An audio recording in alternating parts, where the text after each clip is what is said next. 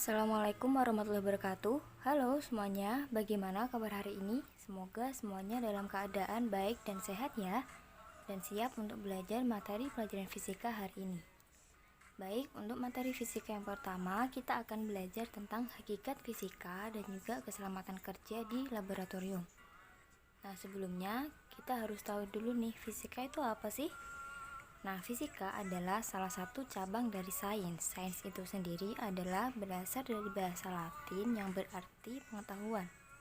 Jadi, sains adalah suatu ilmu pengetahuan yang mempelajari gejala-gejala alam melalui pengamatan, eksperimen, maupun analisis. Nah, sains itu sendiri biasa kita sebut dengan ilmu pengetahuan alam atau kita singkat dengan IPA. Nah, karena fisika ini adalah salah satu cabang dari sains, maka fisika juga mempelajari tentang gejala-gejala alam, teman-teman. Jadi, fisika adalah ilmu pengetahuan alam yang mempelajari tentang materi dan interaksinya, kemudian energi dan interaksinya, serta interaksi antara materi dan energi. Jadi, fisika itu adalah mempelajari antara materi dan juga energi, baik secara makroskopis atau yang bersifat besar maupun secara mikroskopis ya teman-teman. Makroskopis misalnya mempelajari tentang gerak bumi mengelilingi matahari, nah itu misalnya ya. Kemudian secara mikroskopis itu misalnya adalah gerak elektron mengelilingi inti, nah itu dipelajari dalam fisika. Kemudian hakikat fisika itu apa sih? Nah, hakikat itu sendiri adalah inti dari sesuatu. Jadi, hakikat itu adalah yang menjadi jiwa dari sesuatu ya, teman-teman. Jadi, intinya itu apa sih gitu. Nah, hakikat sains atau inti dari sains itu adalah sebuah produk atau kumpulan pengetahuan, a body of knowledge, sikap, way of thinking, atau proses atau juga cara untuk menyelidiki, jadi way of investigating ya. Nah, karena fisika itu adalah cabang dari sains, maka hakikat fisika itu adalah sama seperti hakikat dari sains, teman-teman. Nah, fisika itu hakikatnya ada 3, yaitu fisika sebagai produk, kemudian fisika sebagai sikap, dan kemudian fisika sebagai proses. Nah, fisika sebagai produk ya, kita akan pelajari yang pertama tentang ini. Nah, fisika sebagai produk itu meliputi beberapa produk-produk fisika. Nah, produk-produk fisika itu apa sih? Nah, produk fisika itu ada meliputi fakta, kemudian konsep, kemudian ada rumus, model, prinsip, dan teori. Nah, yang pertama kita akan jelaskan tentang fakta. Fakta itu apa sih? Fakta itu adalah keadaan sesungguhnya yang terjadi di alam ya teman-teman. Jadi keadaan yang sesungguhnya, realnya seperti apa gitu kan ya. Nah, misalnya ini adalah makhluk hidup ya. Makhluk hidup mempunyai ciri yaitu dapat melakukan suatu gerak tertentu. Kemudian konsep adalah abstraksi dari berbagai kejadian, objek, fenomena maupun fakta. Jadi definisi atau abstraksinya.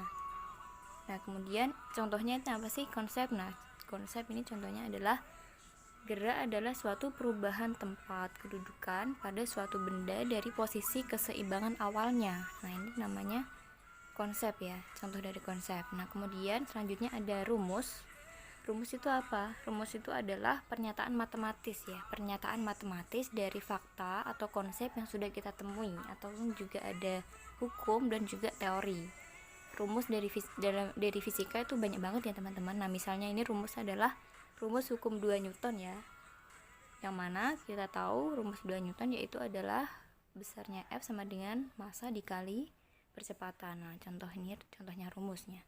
Nah, kemudian model adalah presentasi dari suatu ide, struktur, atau sistem dari fenomena yang tidak dapat dilihat yang coba dijelaskan oleh ilmuwan. Nah, misalnya itu ada model atom Thomson, kemudian model atom Rutherford, kemudian model atom Bohr. Kemudian selanjutnya ada prinsip ya. Nah, prinsip adalah pernyataan yang berlaku bagi gejala tertentu yang mampu menjelaskan suatu kejadian. Prinsip ini kita kenal juga biasanya dengan hukum ya teman-teman. Prinsip atau hukum, nah seperti itu. Contohnya prinsip ini adalah misalnya ada hukum Newton yang pertama, kemudian hukum Newton yang kedua maupun hukum Newton yang ketiga. Ini misalnya prinsip. Kemudian ada teori juga. Nah, teori itu apa? Teori itu adalah penjelasan berdasar pada berbagai pengamatan yang didukung oleh hasil-hasil eksperimen. Misalnya kalau dalam fisika itu adalah yaitu teori kinetik gas. Nah, seperti itu. Kemudian hakikat fisika yang kedua yaitu fisika sebagai proses. Nah, fisika sebagai proses ini adalah dia meliputi suatu proses atau prosedur atau langkah-langkah pengamatan seperti ada perumusan masalah, kemudian pengumpulan informasi gitu ya teman-teman. Nah ini. Nah kemudian fisika sebagai proses ini menempuh suatu metode ya, suatu metode ilmiah. Nah untuk menghasilkan produk fisika itu seperti hukum dan teori, kemudian prinsip-prinsip atau metode model gitu. Fisikawan, ilmuwan itu menempuh suatu proses fisika yang disebut dengan metode ilmiah ya. Jadi metode ilmiah itu adalah prosedur yang harus ditempuh dalam mendapatkan pengetahuan berbentuk ilmu ya. Nah jadi ilmu itu harus ditempuh dari suatu prosedur yang dinamakan prosedur ilmiah. Adalah yang pertama adalah melakukan pengamatan atau observasi, kemudian merumuskan masalah, mengumpulkan informasi, kemudian membuat hipotesis atau prediksi, kemudian melakukan percobaan atau eksperimen. Selanjutnya ketika kita udah bereksperimen nih, terus kita analisis data-data eksperimennya seperti apa. Nah kemudian yang terakhir adalah menarik kesimpulan. Nah kemudian misalnya langkah-langkah metode ilmiah ini kalau zaman dulu ya teman-teman tuh ada ilmuwan bernama Franklin. Nah Franklin ini awalnya dia mengamati kenapa sih gedung-gedung yang tinggi itu kok bisa tersambar petir seperti itu teman-teman. Nah ketika dia mengamati seperti itu, kemudian dia melakukan penelitian tentang petir ini, kok bisa sih dia menyambar gedung yang tinggi kayak gitu. Terus kemudian dia merumuskan masalah kira-kira apa sih yang sebenarnya dibawa oleh petir sehingga dia itu bisa menyambar gedung-gedung yang tinggi. Nah seperti itu. Nah kemudian si Franklin ini dia mengumpulkan informasi teman-teman, dia mengumpulkan informasi. Nah pada saat itu, pada zaman itu sekitar tahun 1800 nah di situ. Nah itu waktu itu dia kemudian mengumpulkan informasi. Nah pada zaman Franklin ini sudah dikenal listrik statis ya. Listrik statis itu listrik yang mempelajari tentang interaksi antara muatan-muatan. Nah pada saat itu sudah diketahui, sudah dikenal listrik statis. Kemudian sudah diketahui juga di waktu zaman itu udah ada pertunjukan yang menggunakan listrik statis untuk suatu hiburan. Nah kemudian sudah diketahui juga waktu itu botol Leiden ya teman-teman. Nah kemudian setelah dia mengumpulkan informasi, kemudian si Franklin ini membuat hipotesis teman-teman. Kira-kira apa sih yang dibawa oleh petir sehingga dia bisa menimbulkan kebakaran di gedung-gedung yang tinggi. Nah dia mempunyai hipotesis bahwa petir ini dia membawa suatu muatan, yaitu membawa listrik statis teman-teman. Nah kemudian setelah dia membuat hipotesis, kemudian dia melakukan percobaan dengan cara menaikkan layangan yang memiliki batangan logam dengan ujung runcing yang mengarah ke langit. Nah kemudian ujung runcing itu dia diharapkan dia itu bisa membawa muatan listrik statis, kemudian dapat turun melalui benang yang basah, kemudian diarahkan ke dalam botol Leiden teman-teman waktu itu. Kemudian dia menganalisis nih datanya. Nah kemudian misalnya data kualitatif yang diperoleh Franklin dari percobaan yang dilakukannya itu adalah botol Leiden yang awalnya tadi kosong, tidak mempunyai muatan listrik tadi awalnya. Kemudian dia mempunyai dugaan nih. Nah berarti sekarang karena dia tadi sudah melakukan percobaan, nah dia mempunyai dugaan sekarang botol Leiden ini menjadi penuh dengan muatan listrik statis. Nah kemudian ia analisis datanya. Jadi analisis Franklin ini, botol yang awalnya tadi kosong dia menjadi bermuatan ya, karena berasal dari awan petir di langit yang menyambar di ujung runcing batang logam yang dialirkan oleh benang basah itu tadi menuju botol Leydennya itu. Nah kemudian setelah dianalisis datanya ini, si Franklin ini menemukan kesimpulan yang sesuai dengan hipotesisnya, sehingga ketemulah suatu teori bahwa petir ini dia membawa muatan-muatan listrik statis seperti itu. Ini dari percobaan Franklin ini, kemudian si Franklin ini bisa membuat alat penangkal petir dan memasangnya di dinding luar sebuah gedung tinggi, sehingga gedung-gedung yang tinggi ini kalau ada penangkal petirnya dia bisa menanggulangi resiko kebakaran, resiko tersambar petir. Nah seperti itu. Baik, kemudian selanjutnya ada fisika sebagai sikap. Nah, fisika sebagai sikap di sini misalnya sikap kita rasa ingin tahu, kemudian sikap jujur. Nah, seperti itu. Misalnya di sini pengamatannya itu harus tajam, harus objektif juga. Nah, kemudian objektif ini juga dia harus akurat objektif gitu. Jadi dia dan harus sistematis gitu. Jadi tidak boleh misalnya dia itu langsung lompat ke kesimpulan kayak gitu, nggak boleh ya. Kemudian kemauan berbagi. Jadi kalau dulu itu ketika ilmuwan itu misalnya melakukan percobaan, kemudian dia mendapatkan suatu teori. Nah kemudian teori ini itu biasanya diuji lagi sama ilmuwan lain, teman-teman. Jadi dari sini sikap ilmuwan itu dia juga harus ada kemauan untuk berbagi gitu. Jadi ilmuwan yang lainnya itu bisa mempelajarinya gitu, bisa melakukan eksperimen serupa. Kemudian dia juga harus berpikiran terbuka. Kita harus berpikiran terbuka ya, harus berpikiran terbuka. Kemudian mau menerima pendapat orang lain seperti itu juga pikiran terbuka.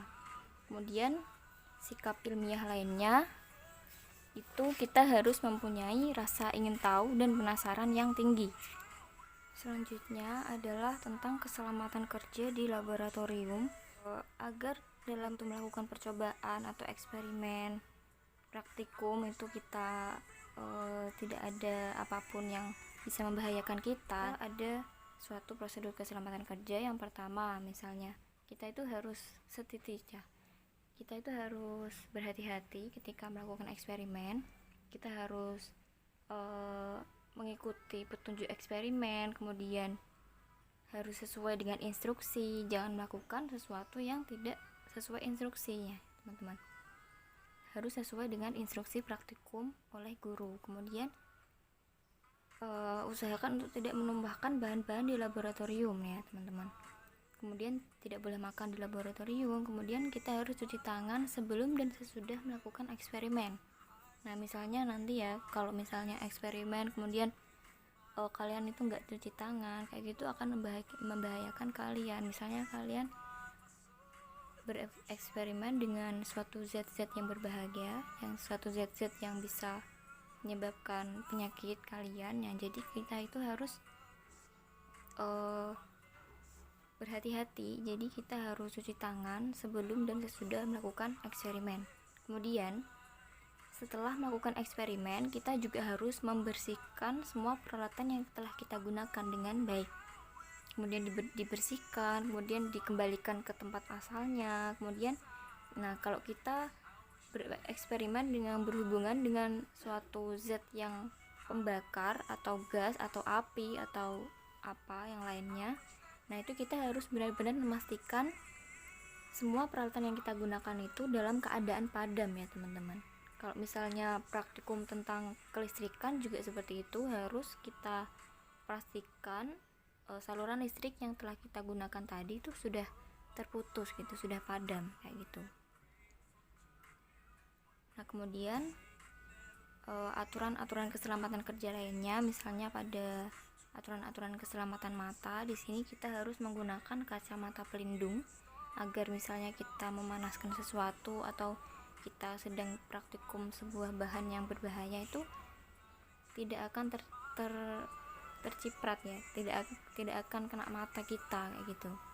Kemudian ketika misalnya nggak sengaja nih mata kita kena zat-zat kimia, nah itu usahakan langsung dibilas dengan air jika kontak dengan mata. Kemudian keselamatan terhadap benda panas, nah ini kita itu harus, misalnya kita memanaskan sebuah tabung kayak gitu ya, kita harus menggunakan penjepit ya, kita harus menggunakan penjepit ataupun sarung tangan. Kemudian selalu arahkan tabung uji atau botol uji menjauhi diri sendiri dan teman kerja. Jadi harus dijauhkan dari diri sendiri dan teman-teman. Jadi jangan terlalu dekat dengan suatu alat yang kita gunakan untuk praktikum itu. Misalnya kita sedang melakukan percobaan menggunakan tabung uji. Nah, kemudian selain ini juga kalau kita misalnya mempunyai rambut yang panjang kayak gitu ya, rambut yang panjang itu harus diikat dulu teman-teman. Jadi harus diikat dulu agar dia itu misalnya di dekat api itu tidak tersambar oleh api gitu. Kemudian jangan terlalu dekat, itu tadi jangan terlalu dekat dengan api yang menyala, takutnya kita akan tersambar seperti itu teman-teman. Nah misalnya ya kita memanaskan sebuah zat di atas bunsen ya kayak gitu.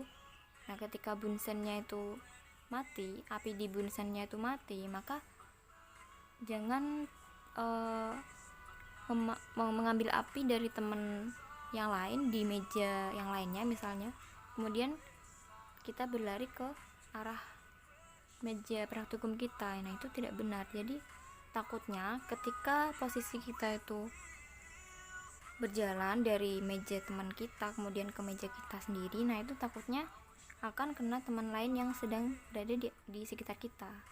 Nah jadi kita nggak boleh seperti itu. Jadi ya harus dinyalakan lagi apinya dengan korek api misalnya seperti itu. Nah kemudian keselamatan terhadap peralatan mudah pecah. Nah misalnya itu tadi ya tabung reaksi misalnya atau apa gitu kan. Nah pastikan alat mudah pecah itu sudah kering sebelum dipanaskan. Periksa alat mudah pecah sebelum digunakan. Kemudian jangan memaksakan penjepit ketika dipasang ke tabung kaca. Jadi jangan dipaksakan, harus sesuai dengan ukurannya.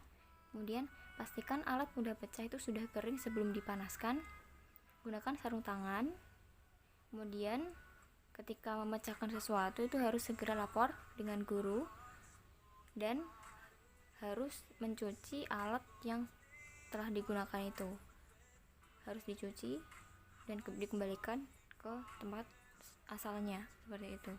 Untuk keselamatan terhadap listrik, nah di sini pastikan ya teman-teman itu ketika praktikum dengan alat-alat kelistrikan itu tangannya jangan basah gitu teman-teman, tangannya jangan basah. Kemudian di sekitar arus listrik itu juga jangan basah gitu. Nah takutnya itu nanti listriknya akan ngalir ya ke air itu, atau akan ngalir ke tangan teman-teman yang basah itu. Jadi takutnya kita akan tersengat oleh listrik itu gitu. Kemudian jangan gunakan kabel sambungan yang terlalu panjang untuk menghubungkan peralatan listrik. Kemudian putus sumber daya ketika ingin mengubah atau menyetel ulang rangkaian listrik. Kemudian jangan menghubungkan terlalu banyak peralatan listrik ke sebuah stop kontak listrik. Nah selanjutnya ini ada lambang-lambang berbahaya yang biasanya ada di laboratorium ya teman-teman, yang harus kalian tahu. Nah di sini misalnya lambang yang pertama ya, di sini dia bentuknya ada api kayak gini ya. Nah ini di sini berarti menandakan dia itu bahan yang mudah terbakar teman-teman, mudah terbakar, mudah tersulut api seperti itu. Misalnya di sini bahan-bahannya itu adalah bensin ya, alkohol, kerosin, nah, seperti itu. Kemudian lambang seperti ini adalah digunakan untuk bahan-bahan yang mudah meledak ya teman-teman. Bahan ini dapat meledak jika terkena panas atau api. Nah, misalnya ini di sini campuran hidrogen dan oksigen serta amonium nitrat. Kemudian kalau yang seperti ini adalah bahan yang berkarat. Nah, jadi kita jangan sampai menyentuh bahan-bahan yang seperti ini dengan tangan langsung seperti itu, teman-teman. Kemudian di sini ada, kalau rambang seperti ini itu adalah lambang yang menunjukkan bahan yang beracun. Kemudian bahan iritasi ya. Kemudian bahan radioaktif. Selanjutnya adalah peran fisika dalam kehidupan, yang mana yang kita tahu ya, peralatan semua yang kita gunakan sekarang, peralatan elektronik yang canggih, atau misalnya HP yang selalu kita pakai ya, misalnya HP yang selalu kita pakai untuk komunikasi, untuk belajar misalnya seperti saat ini. Nah, handphone ini juga, adanya handphone ini atas peran fisika, teman-teman. Jadi dia, kalau handphone itu dia menggunakan teknologi mikro ya. Ini hubungannya dengan fisika kuantum ya, teman-teman. Kemudian ada MP3, kemudian televisi ya. Kemudian adanya ditemukannya superkonduktor, sehingga kereta itu dapat berjalan cepat, sangat cepat sekali, seperti kereta maglev ini di sini ya. Nah, dia mampu mencapai kelajuan 400 km per jam. Jadi ini sangat cepat sekali, dan teman-teman. Dan nah, kalau kereta maglev ini dia menggunakan superkonduktor, jadi dia itu seperti menggunakan magnet gitu, teman-teman. Jadi dia nggak nempel langsung sama relnya. Kemudian pesawat ulang-alik yang menawarkan perjalanan ke luar angkasa. Nah, kemudian ini yang tadi saya jelaskan, yaitu tentang petir. Kemudian ditemukannya atau dikembangkannya sumber makanan baru. Nah, kita tahu ya bahwa saat ini banyak sekali peran fisika. Nah, kita bisa menikmati kendaraan modern, kemudian kereta, mobil, motor, kemudian handphone yang kita pakai, sehingga dapat berkomunikasi dengan orang-orang yang jauh. Kemudian ada juga tadi ya kereta maglev, kemudian pesawat yang bisa keluar angkasa ya, membawa manusia ke ruang angkasa, membawa astronot, ilmuwan ke sana. Nah, itu banyak sekali ya, teman-teman. Kemudian contoh lainnya, misalnya listrik yang kita gunakan sehari-hari ini itu juga pakai teori-teori fisika ya, pakai ilmu-ilmu fisika seperti itu. Jadi fisika ini adalah sangat berperan dalam kehidupan kita saat ini. Nah, kemudian ya mungkin saja di tahun-tahun yang akan datang teknologi menjadi semakin canggih ya. Ilmu fisika ini juga berhubungan dengan ilmu pengetahuan yang lain. Misalnya yang pertama di sini, peralatan-peralatan modern di rumah sakit menerapkan ilmu fisika ya. Kita tahu ya Kak, peralatan-peralatan rumah sakit yang sangat canggih saat ini. Misalnya ada teknologi USG, kemudian mengobati penyakit dengan laser misalnya ya. Kemudian ahli meteorologi, itu ilmu cuaca itu juga berhubungan dengan fisika ya. Kemudian oseanologi, ilmu kelautan. Kemudian seismologi atau ilmu fenomena getaran bumi atau gempa.